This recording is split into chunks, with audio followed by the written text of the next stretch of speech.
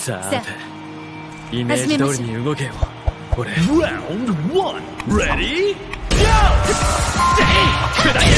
King of Fighters 15 has gotten off to a great start with the open beta we received last month. However, now that we got the second beta out of the way, the game has improved massively. And clearly, SNK is taking the feedback given by players.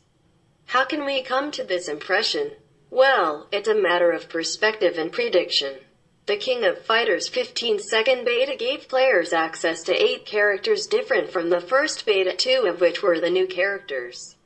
Or rather, new if you don't want to count K9999's obvious inclusion. I know that it's supposed to be a reimagination of the character, but as I've learned, the character is pretty one-to-one the same.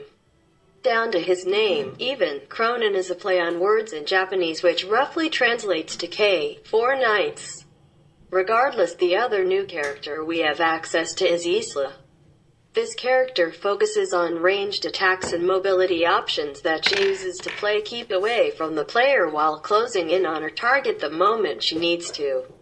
In my opinion, Isla is going to be a zoner's dream due to how versatile her movement options are. However, that should probably speak a lot about how diverse the KOF 15 roster really is. Even with such limited insight, you can feel every character fitting very specific niches. Terry, for example, has become more aggressive with his movement options and is now a very aggressive rushdown with good mobility tools, while Ryo retains some of his Shotokan roots and plays by the same rules despite his fireball being locked to an X. This is going to be where my criticism comes from, however.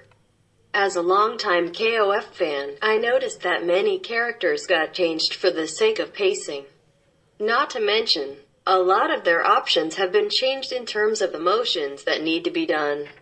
For example, Terry's rising tackle used to be a move with a charge motion. Hold down for a bit before moving the stick upwards and pressing kick. However, in the King of Fighters 15, this move was changed for a dragon punch or shoryuken motion. Ryo's fireball, as mentioned before, was changed to be part of his X attack rather than sticking to a charge motion. You'll find plenty of examples like this in every single one of the characters in KOF 15. This change might be a bit controversial, but I feel like we're going to make some compromises with the motions that need to be done. Before an FGC elitist comes here saying that we should have pretzel motions or other dumb stuff like that.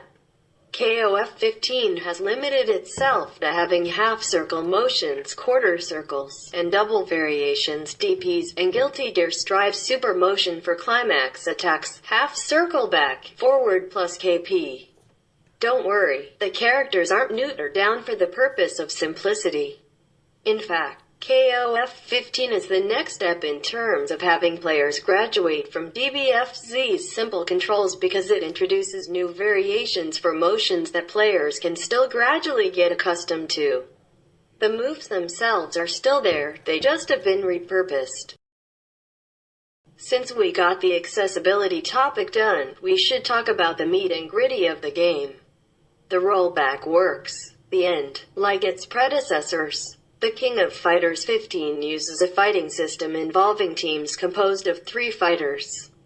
The parry system also returns under the name Shatter Strike.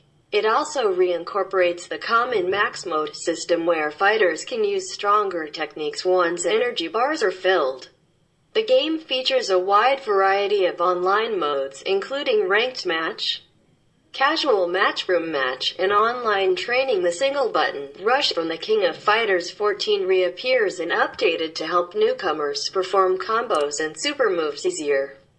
Destructoid compared it with a fully charged focus attack from Street Fighter 4. Shatter Strike was designed mainly as a defensive system, but it can be used offensively when making use of guard points. It will also be adjusted as it is apparently quite strong in the demo.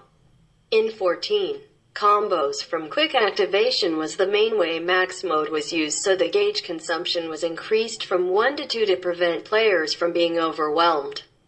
Neutral state in 14 was not often seen, so in 15 attack power and guard pressure increased when neutral is activated. Since max mode activations in neutral were almost non-existent in King of Fighters 14, the developers are giving more incentive to players to not just use it as a combo extender. The game's meta will likely revolve around the point and mid characters, helping the anchor character as much as possible. Having a 5-bar startup can be pretty game-breaking. In fact, some players have already figured out some crazy Todd combos with all the characters available in the current beta. Overall, however, I believe the King of Fighters 15 is going to be a very accessible fighter with a ton of depth that will be shattered in half by more seasoned players. Since the rollback netcode is actually quite effective, I also believe a lot of online tournaments will be available once it releases. However, we still have a few months before the game's release, so we can only hope the game's launch goes smoothly. The King of Fighters 15 is set to debut on February 17, 2022 for PC, PlayStation 4, PlayStation 5, and Xbox Series S X.